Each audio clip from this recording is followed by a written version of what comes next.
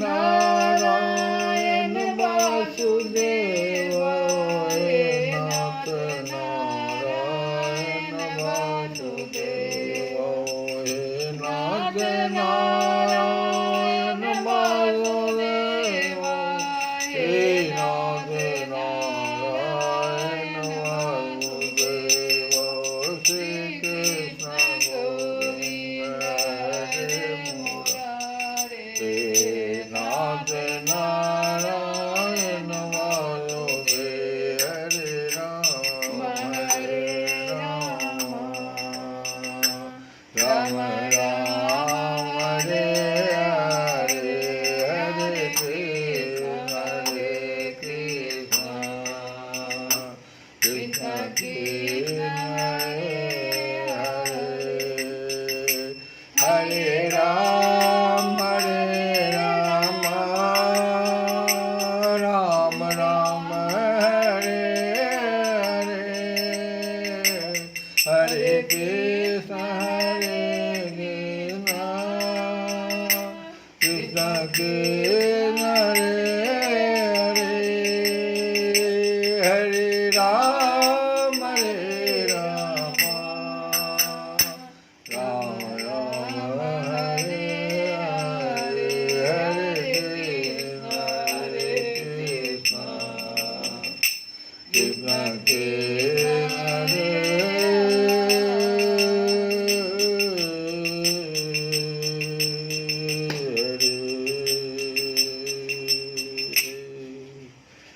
जय श्री कृष्ण। हम लोग एक प्रार्थना कि श्री गुरु चरण सरोज रज, निज मन मुकुर सुधार, वरणो रघुवर विमल जसु, दायक फलचार। आइए, बहुत सुंदर दिन, साल भर की सबसे अनुपम, प्रिय, सिद्धिदायक जो व्रत एकादशी में आता है वो है निर्जला एकादशी, भीमसेनी एकादशी का समय है। तो हम लोग हनुमान जी को बुला लें कथा से पहले। कथा प्रारंभ हनुमान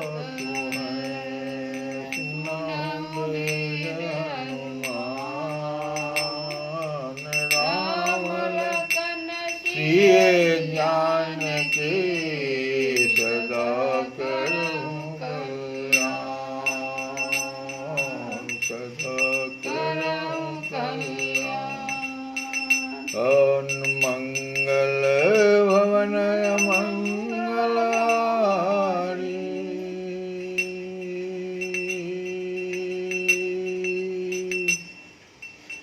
अरे मंगल भवन मंगलहारी, जमहु सदसत बिहारी, दीन दयाल विजय संभारी, रघुनाथ मम संकट हारी। हम लोग कथा में कामना को समझ रहे हैं, और वो भी कामना कैसी, तो जो रजोगुण से उत्पन्न कामना है। क्योंकि दुर्योधन का जो चिंतन है कि जानामि धर्मं न च मे प्रवेत्ते,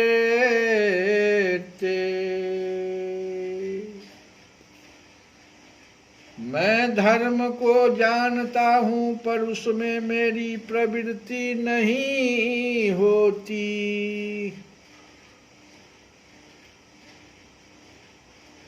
और धर्म ही नहीं, अधर्म को भी मैं जानता हूं।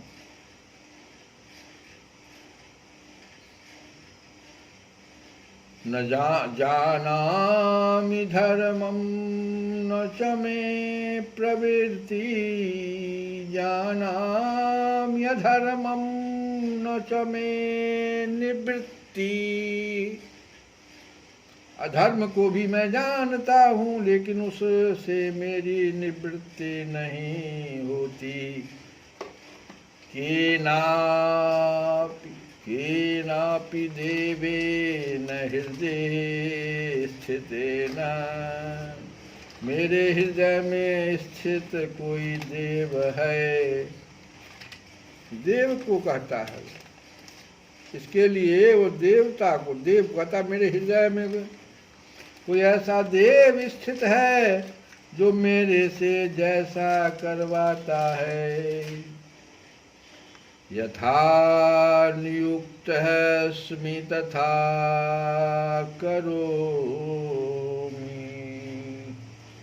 बताओ तो, कोई ऐसा देव है मेरे हृदय में जो मेरे से जैसा करवाता है वैसा ही मैं करूँ। ऐसी बात नहीं। भगवान कृष्ण कहते हैं अर्जुन से, ये दुर्योधन का सोचना गलत है। वास्तव में रजोगुण से, रजोगुण में जो वह व्यक्ति बैठा हुआ है और कामना से पे कामना जो किए चला जा रहा है, यही उसका मुख्य बैरी है। काम, भगवान कह रहे हैं कि काम है ईशय, क्रोध है ईशय, रजोगुण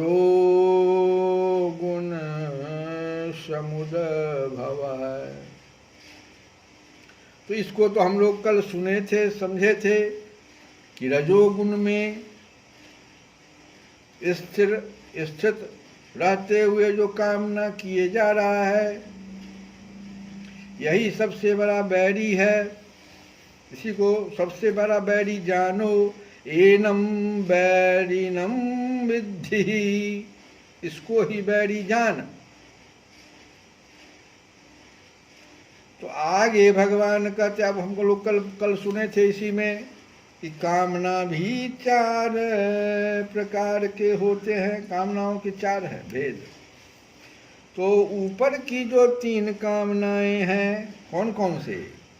कि शरीर निर्वाह मात्र की आवश्यक कामना जो होती है उसको पूरा कर दें, क्योंकि शरीर निर्वाह मात्र की आवश्यक कामनाओं की पूर्ति कर लेनी चाहिए। आवश्यक कामनाओं को पूरा करने से अनावश्यक कामनाओं के त्याग का बल आ जाता है। तो शरीर निर्वाह मात्र की आवश्यक कामना को पूरी कर लीजिए। अब ये शरीर निर्वाह की आवश्यक कामना भी 4 प्रकार की हो जाती है। 4 बातों का इसमें होना आवश्यक है। ऐसी कामना में 4 बातों का होना आवश्यक है। कौन कौन? कि जो कामना वर्तमान में उत्पन्न हुई हो, जैसे भूख लगना, भोजन की कामना। दूसरी, जिसकी पूर्ति की साधन सामग्री वर्तमान में उपलब्ध हो। तीसरा, जिसकी पूर्ति के बिना जीवित रहना संभव न हो। और चौथा, जिसकी पूर्ति से अथवा दूसरों का किसी का भी अहित न होता हो। जैसे मान लो हम अपना ही भूख प्यास की बात न करें, हमारे साथ माता गृहस्थाश्रम में है, माता पिता गुरु बहुत लोग मेरे साथ रह रहे हैं, तो हम हमारे उसकी पूर्ति अगर हम कर रहे हैं, उनकी कामनाओं का, उनका अहित अगर नहीं करेंगे तो अहित हो जाएगा ना। तो अहित न हो, तो इस प्रकार से शरीर निर्वाह मात्र की आवश्यक कामना को पूरा कर दें। दूसरे प्रकार का जो भेद है कामना का, कि जो कामना व्यक्तिगत एवं न्याय युक्त हो और जिसको पूरा करना हमारी सामर्थ्य से बाहर हो। अब इसमें हम लोग बताए थे कि एक कामना ऐसा है जो व्यक्तिगत है और न्याय युक्त है कि संसार में अन्याय अत्याचार न हो, ऐसी कामना। हम लोग यज्ञ भी करते हैं तो कहते हैं कि संसार में अन्याय अत्याचार न हो, तो ऐसी तीव्र व्यक्तिगत कामना न्याय युक्त और अपनी सामर्थ्य से बाहर है। अतः ऐसी कामना को भगवान के अर्पण करके निश्चिंत हो जाए। इसलिए यज्ञ में हम लोग भगवान से प्रार्थना करते हैं।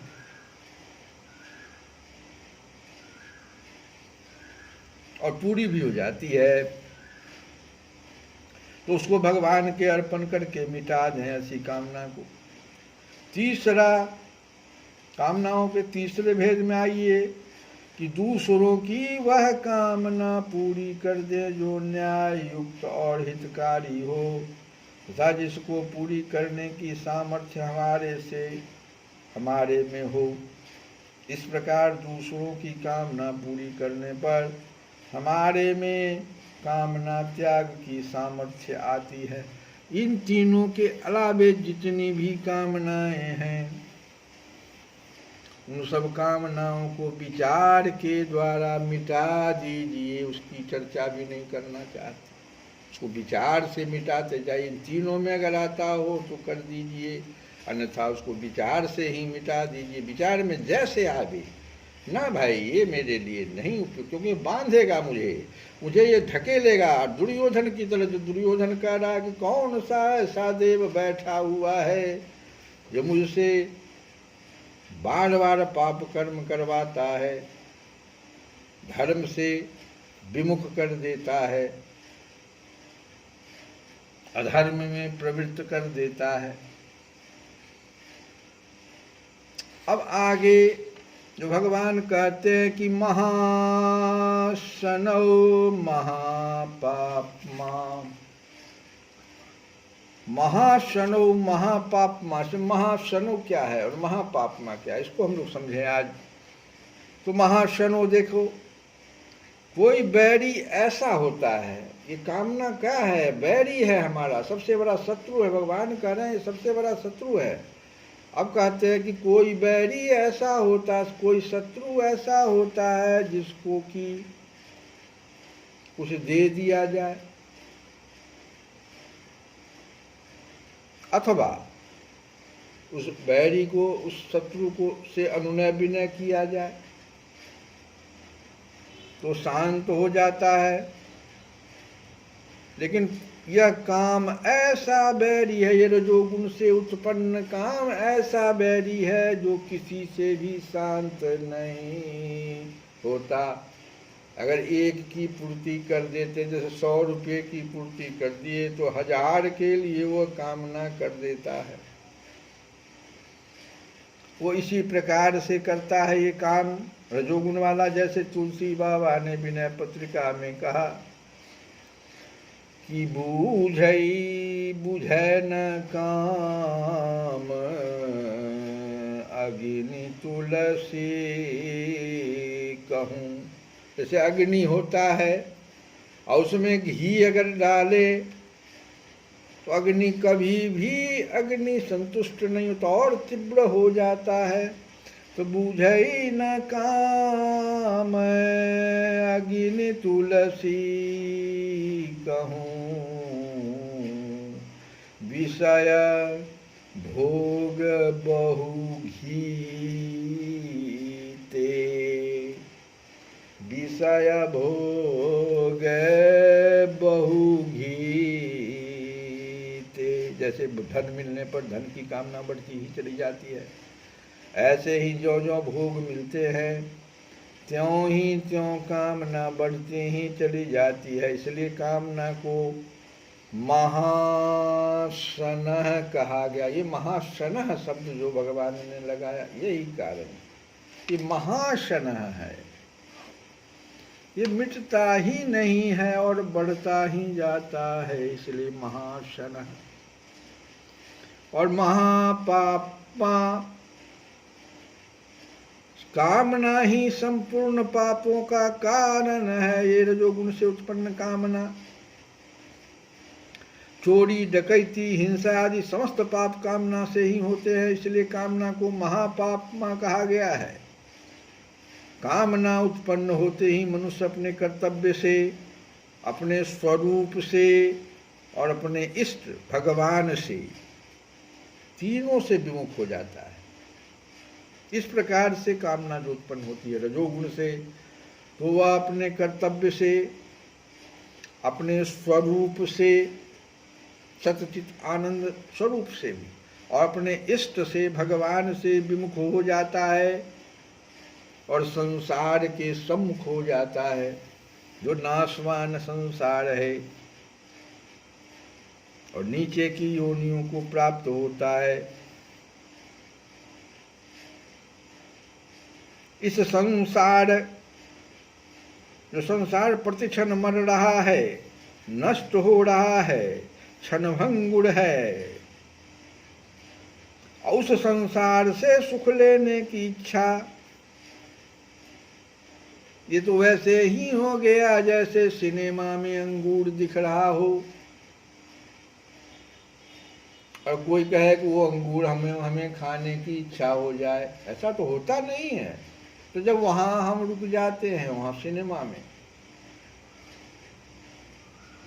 वहां कोई खाद्य पदार्थ, अच्छा भोग्य पदार्थ दिखाई पड़ता है, लेकिन खाने की इच्छा तो नहीं होती। फिर यहाँ क्यों नहीं हम समझ पाते हैं कि संसार तो प्रतिक्षण समाप्त होने वाला है। फिर उधर क्यों हमारी दृष्टि चली जाती है? वास्तविक तत्व से विमुख,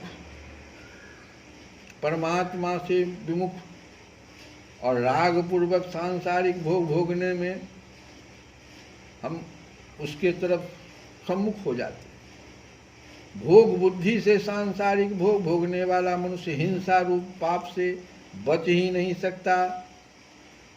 वो अपना भी हिंसा तो करता ही है। अपना हिंसा क्या हुआ? अपना तो पतन करता ही है, तो ये अपना हिंसा न हो गया। और दूसरों को भी,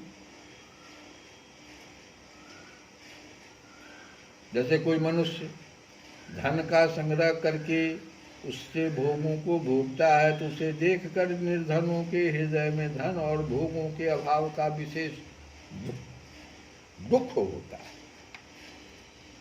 हम यहाँ पर अगर मान लो बहुत लोग भूखा है, वहाँ पर हम जो है बहुत तरह के भोग को भोगना शुरू करें, तो उन लोगों के मन में जो हम हिंसा कर रहे हैं, अभाव, तो अभाव है ही पहले से। ये हिंसा ही तो हुई। अभाव का विशेष दुख उनके हृदय में हुआ, निर्धनों के हृदय में। अभोगों को भोग कर वह स्वयं अपनी भी हिंसा करता, पतन करता, क्योंकि स्वयं परमात्मा का चेतन अंश होते हुए भी जड़ जो धन हुआ उसको महत्व दे देता है और जड़ का दास हो जाता है। तो इस प्रकार से हम देखें तो हमको इन सब चीज़ों से, ये रजोगुण से उत्पन्न महाशना और महापापमा, इसको समझ लेना चाहिए। कामना किस प्रकार से कामना महाशना बना देता है और महापापमा।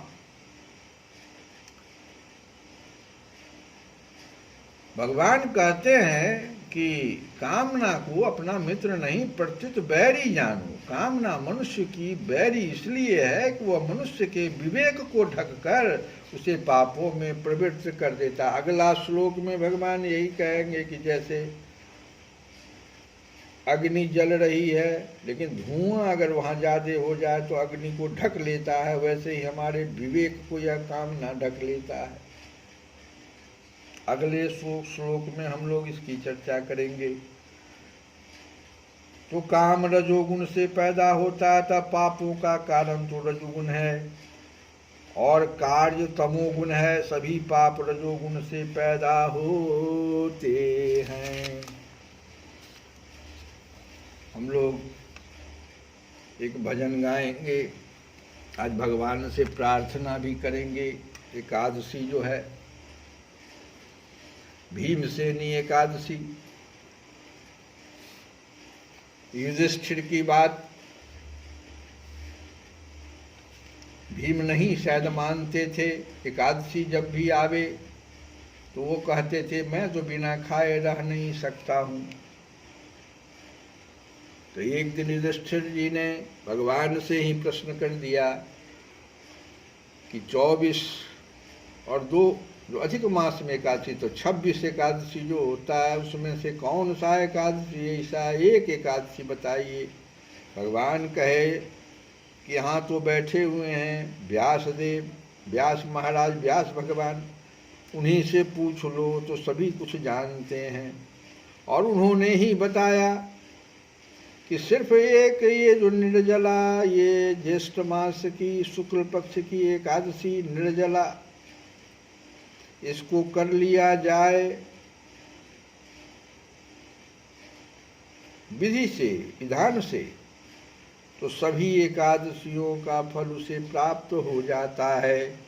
और भीमसेन बड़ा खुश हुए कि हम साल में इस एक एकादशी को तो कर ही सकते, इसलिए इसका नाम भीमसेनी एकादशी भी पड़ा।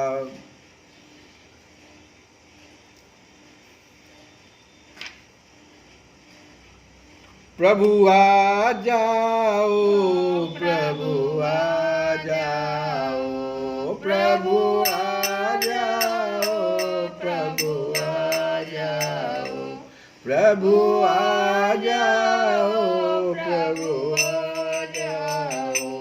अब और न मुझको तरसाओ, अब और न मुझको तरसाओ। मेरा कोई न सहारा बिनु तेरे, गुरुदेव संवरिया मेरे, गुरुदेव संवरिया मेरे। ये तो हम लोग कल भजन गाए थे। और मेरा छोटा सा संसार आ जाओ एक बार, मेरा छोटा सा संसार आ जाओ एक बार, हरि आ जाओ, हरि आ जाओ, मेरी नैया पार लगा जाओ, मेरी बिगड़ी याद बना जाओ, मेरा छोटा सा संसार हरि आ जाओ एक बार, हरि आ जाओ एक बार। लाखों को दरस दिखाया है प्रभु, मुझको क्यों तरसाया है प्रभु, मुझको क्यों तरसाया है। एक ऐसी तुम्हारी माया है, नित बहती है असुवन धार, नित बहती है असुवन धार। हरि आ जाओ एक बार, हरि आ जाओ एक बार, मेरा छोटा सा संसार हरि आ जाओ एक बार। जब याद तुम्हारे आती है, तन मन की सुध बिसराती है, रह रह के मुझे तड़पाती है। तन मन धन, तन मन धन करो ये सब पार, हरि आ जाओ एक बार, मेरा छोटा सा संसार हरि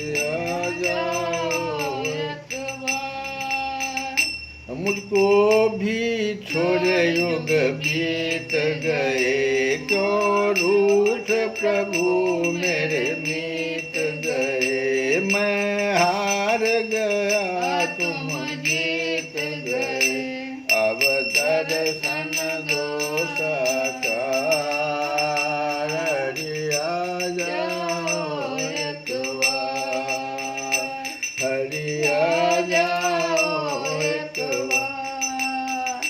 लाखों को दर्श दिखाया है प्रभु, मुझको क्यों तरसाया है। ये कैसी तुम्हारी माया है, नित बहती है सुधा।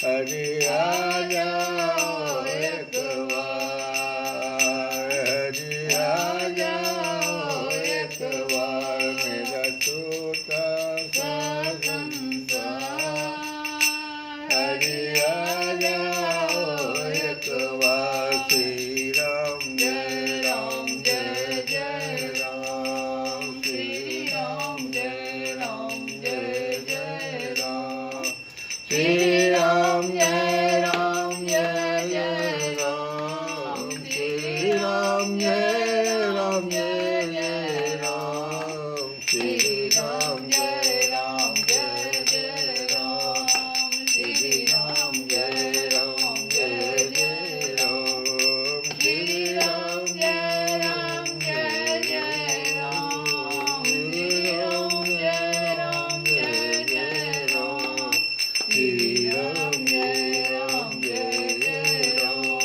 श्री राम जय राम जय जय राम, श्री राम जय राम जय जय राम, श्री राम जय राम जय जय राम। श्री कृष्ण गोविंद हरे मुरारे, हे नाथ नाथ